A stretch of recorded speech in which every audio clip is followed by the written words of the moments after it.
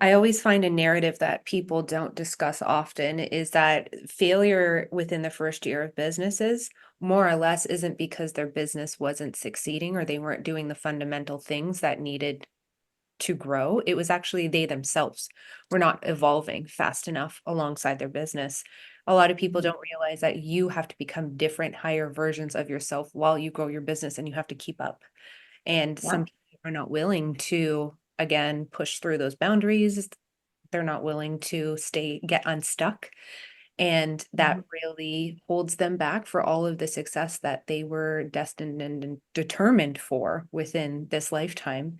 So that moment when you were like, that's it. I'm taking everything into my own hands.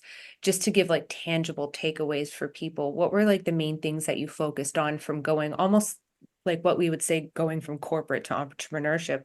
What was the main things that you really focused on to take that leap? At first, I kept my plans to myself for a little bit. I studied and studied and studied first and foremost. It's just a matter of you have to just go out and find it. I had no idea, obviously, how to start a law firm, like at all. Had never talked to anybody that had ever done that. Like I just didn't know how, again, had never taken a business class, etc. And so I studied everything I could find. I studied everything that my, I guess you would say, potential clients, like all of the content that everybody was putting out, and it started tracing patterns in terms of just the needs, the repeated needs that kept exposing themselves. And then honestly, it was just a matter of networking is definitely the wrong word. But getting myself in the room and making connections with good people. And I'm not talking about like people who, I'm not talking about like trying to befriend the influencer. That's not at all what I'm talking about.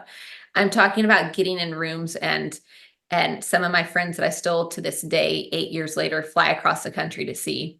No one will ever even know. Like we don't monetize that friendship, I guess is my point. Right. But just building true relationships with other people who are in the same Yeah. wild ride. The challenges are different every day, and it takes that true community, I think, to stay sane.